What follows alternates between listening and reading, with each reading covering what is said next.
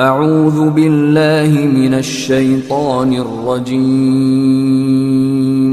बिस्मिल्लाहिर्रहमानिर्रहीम।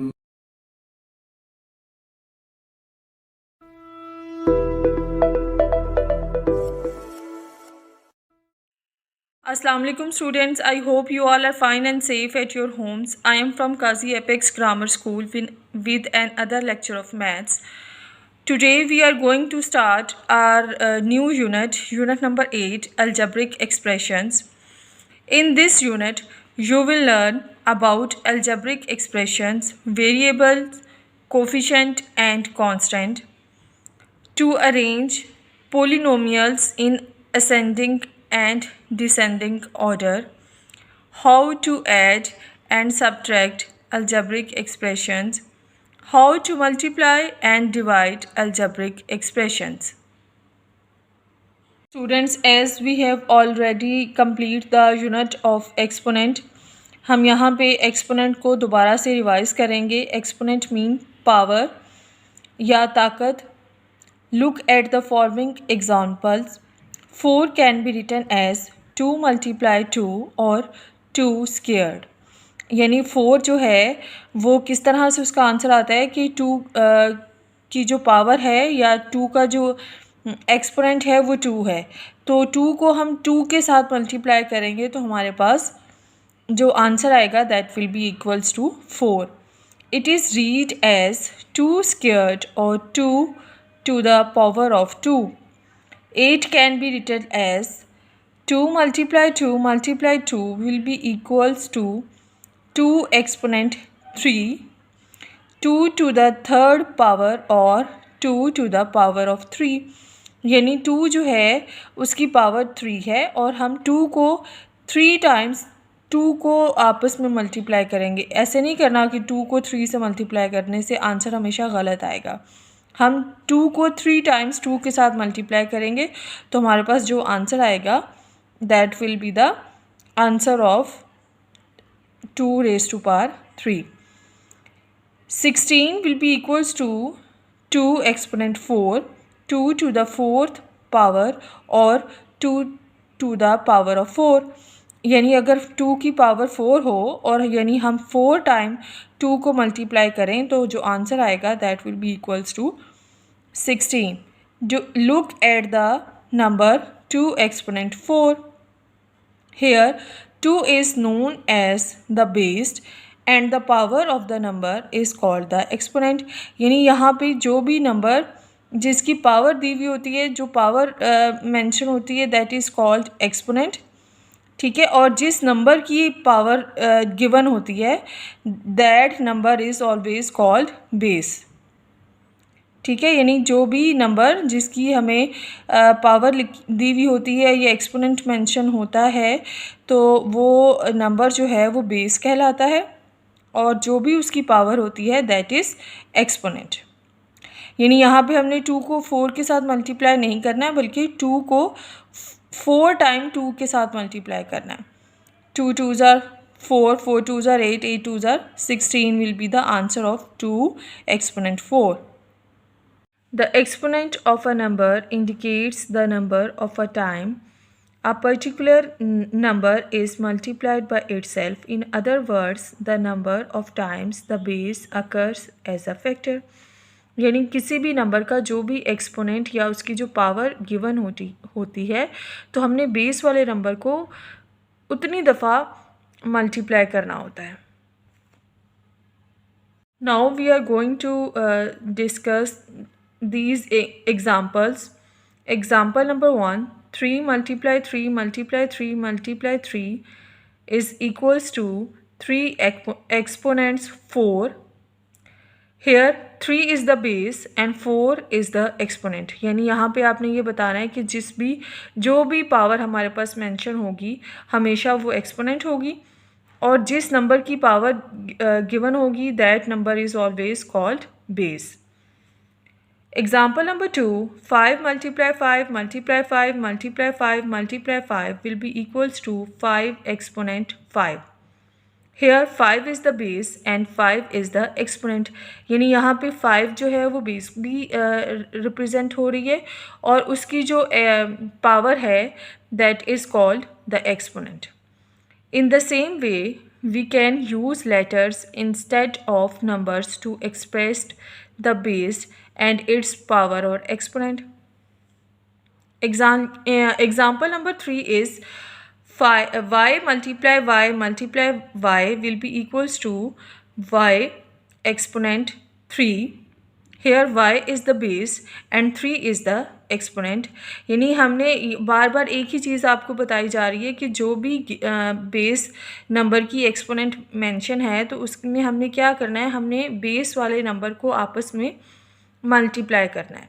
Example number 4 is a multiply a will be equals to a exponent 2.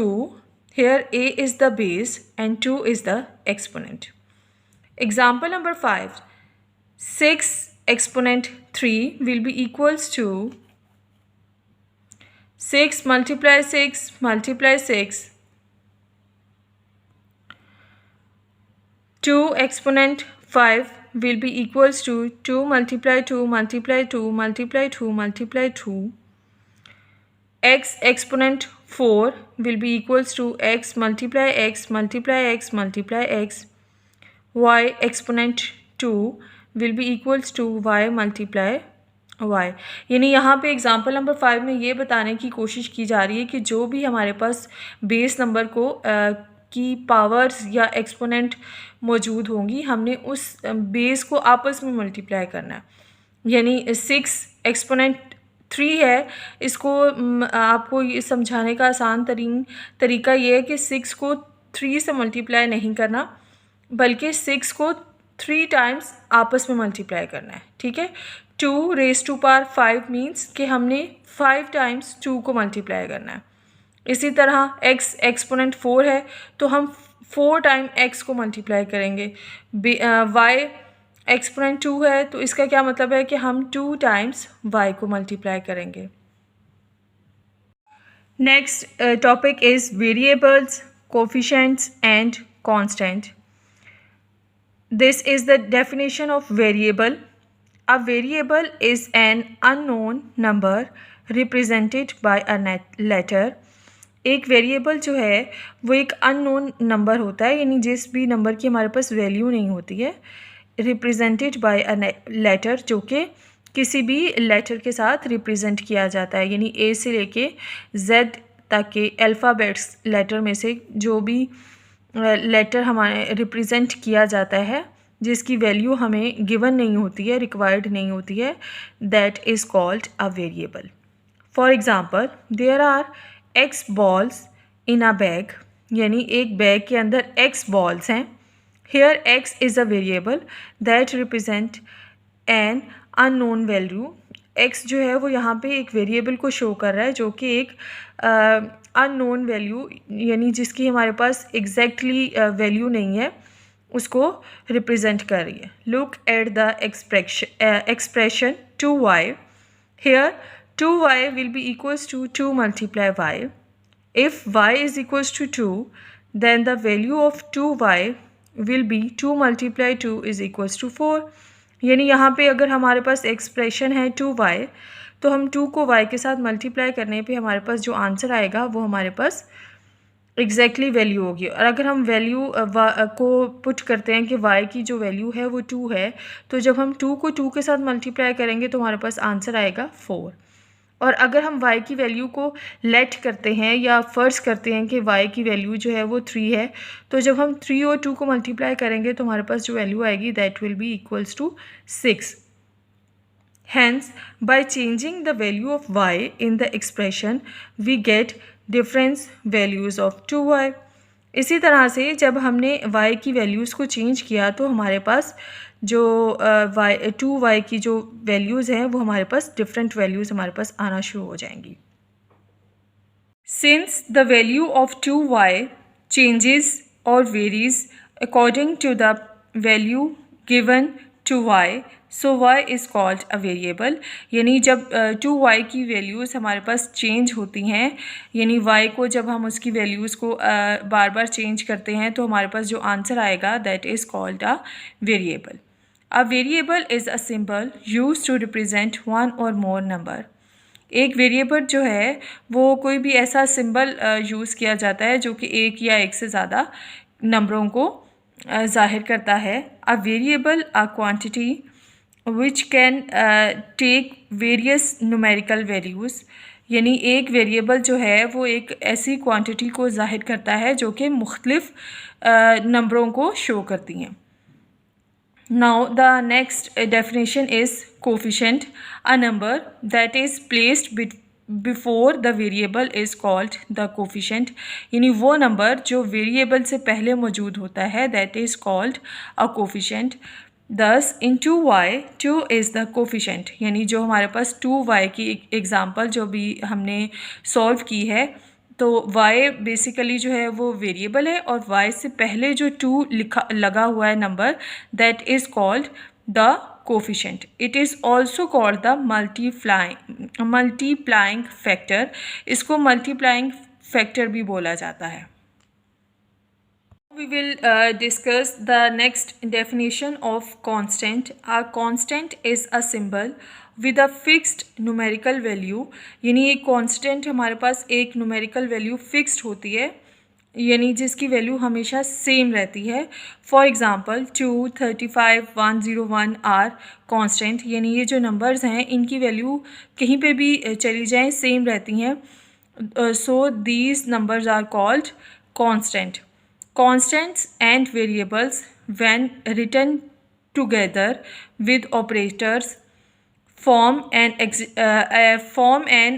algebraic expression। या जब हम constant और वेरिएबल्स को इकट्ठा लिखते हैं एक ही इक्वेशन में तो उसके दरमियान में हम प्लस या माइनस के जो ऑपरेटर्स हैं उनको यूज़ करते हैं, उन सिंबल्स को। तो वो जो हमारे पास जो कंडीशन क्रिएट होती है that is called a algebraic expression. An algebraic expression consist of a single term और terms connected by operations of addition and subtraction. एक अलजेब्रिक एक्सप्रेशन जो है उसके दरमियान में या तो एक सिंगल टर्म होती है, यानी एक टर्म होती है, या फिर ज़्यादा टर्म्स होती हैं और उसके दरमियान में कनेक्शन होता है डिफरेंट ऑपरेशंस का, like addition and subtractions. Example number 6, 3x, ठीक है, comma x minus 2y। Comma basically जो है वो एक वैल्यू को ख़त्म होने को रिप्रेजेंट करता है और उसके बाद अगली वैल्यू को शुरू होने को रिप्रेजेंट करता है। x² minus yz plus zx, comma x/3y plus 5y³ over z minus 6, comma ax² plus bx plus c are algebraic expressions.